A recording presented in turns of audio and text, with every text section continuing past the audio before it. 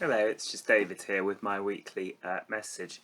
So, on I think it was Tuesday, finally having sort of lost hope of going to France due to quarantine restrictions, we booked a holiday in Scotland, which is very nice. But of course, the main thing this was to force the government's hand the next day in removing quarantine restrictions, the Amber Plus restrictions that were on France within 24 hours. Um, so, um, yeah, it was a bit of a coincidence. But obviously, to be honest with you, I knew it was likely to happen. It had been well trailed. I think it was just the thought of sort of arriving at Dover with a dog that hadn't, because they abolished the pet passport thing. Thank you, Brexiters, for that.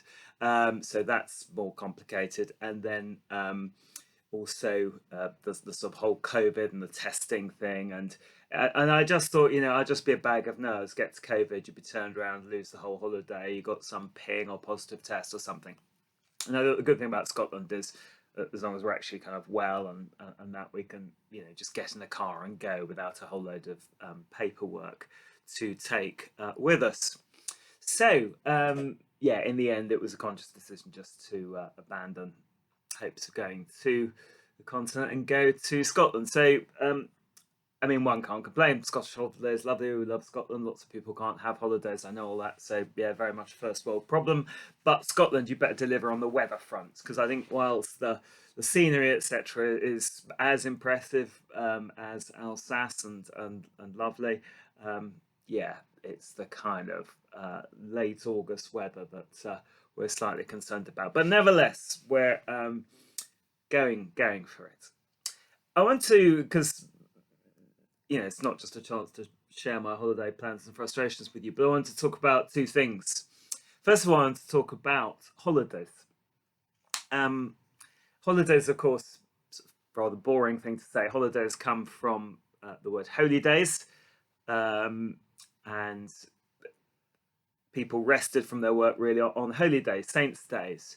One of the reasons the sort of one of the issues at the Reformation was, the amount of holidays that people were taking. It was a bit of a kind of union versus management thing that, the guilds were sort of insisting more and more days became holy days and holidays, and so they would have to be given a day off.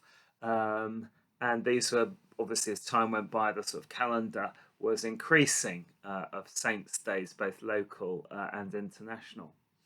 But that's where the idea of holy days, holidays come from. And of course, some of our bank holidays are still linked to those. I mean, Christmas, Easter. I know Pentecost has lost its bank holiday, but that's the origin of the May bank holiday.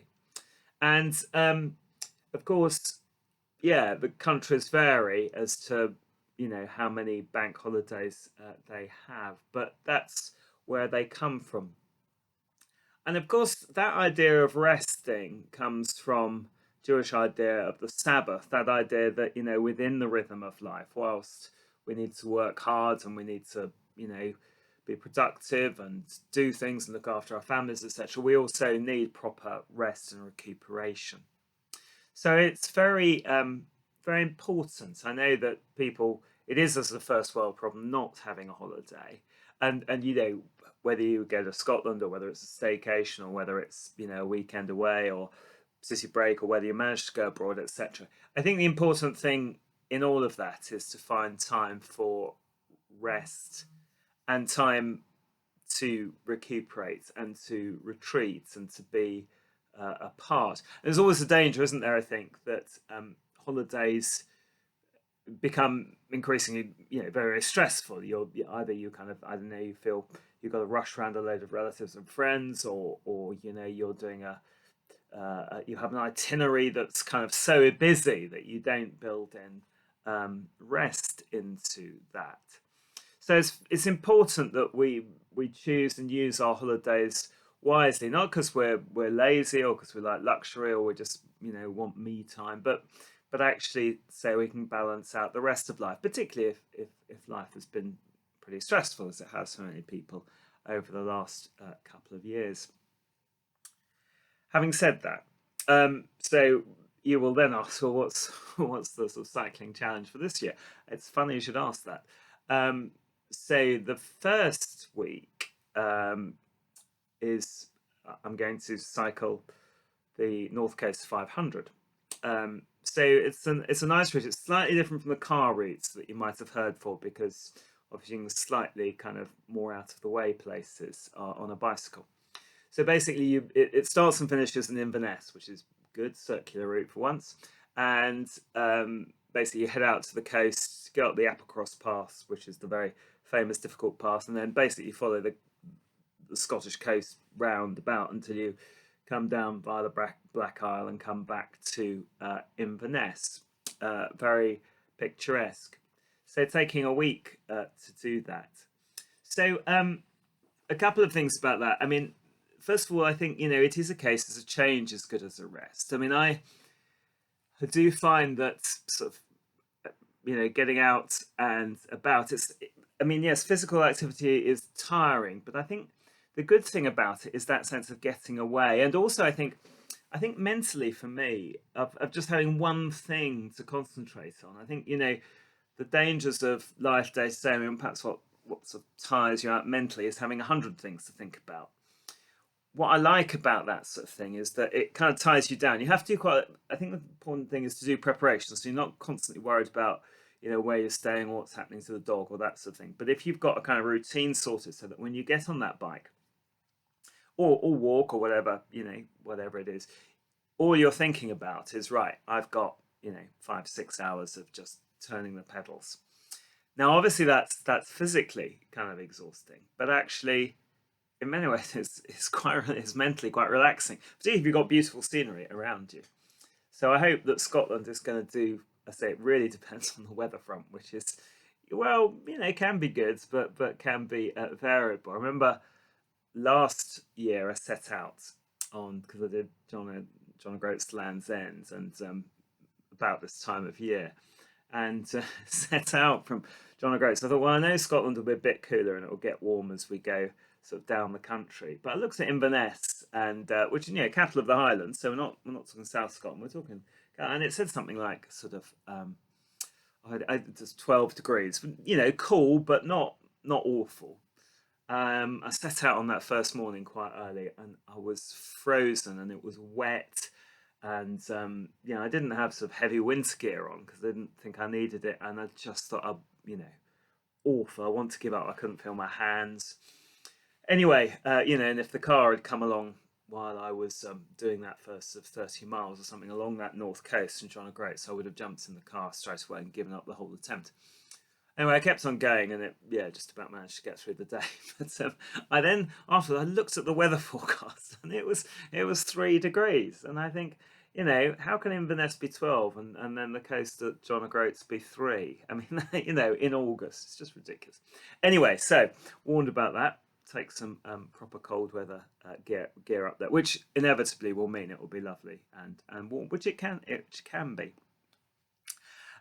So yeah, that's the sort of the cycling bit of the holiday, and I mean, hopefully, and I say this it shouldn't be too hard. So although 500 miles sounds a long way, I mean, over a week, it's half the distance of John O'Groats Land's End. So last year when I was doing that, I did in 7 days and was doing 140 miles a day, or just over. And this is 70 miles a day. So roads are a bit tougher, and I say that the weather might not be great, but hopefully it will be a bit easier.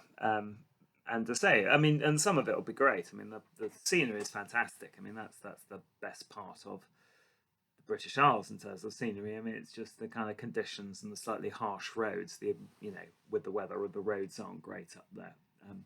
So we'll see. So I did think I'd also try that. So I mean, I don't want to make a big thing of this, because also it doesn't then leave much room to failure. But you might like to sort of sponsor. Now, I'll put 1 or 2 details in emails and notice sheets and things. But I mean, basically, I think I'll just do it for the church. So if you go on with Wellens got a Virgin giving page, so just go on there and say I'll put some details and email and stuff. But if you'd like to sponsor 500 miles, that's absolutely great. Love it. So 7 days of cycling, 500 miles around the Scottish North Coast on my bicycle, pedal from start to end, including the Applecross Pass. That would be great to, yeah, to have that. I'll say I'll put 1 or 2 details just so you don't have to rely on this garbled video. The other thing to say is I'll probably, like last year, do some sort of live videos. Might even try to do some live videos from the bike and then put them on Facebook, probably, because YouTube you can't do unless anyway, for technical reasons. It will go on Facebook, so there'll be, so you might like to follow. But particularly while you know, I'm not around, and particularly for you might just like to subscribe to this channel on YouTube. It just means that anytime we post anything, services or etc., then you'll get an automatic update, because obviously I'm away. It's not so easy to keep sending emails saying services on here. So do, just a reminder, subscribe to this channel, and then look out for the Facebook videos that, hopefully, all being well, I shall send as I go around the North Coast. As I say, not for a couple of weeks yet, but well, by the time you watch this, probably just over a week. But I thought I'd just give you a heads up. So anyway, that's a sort of bit of what I'm doing sort of for a bit of fundraising this year, but also then just remind you about holidays and holy days and the importance of rest. Thank you.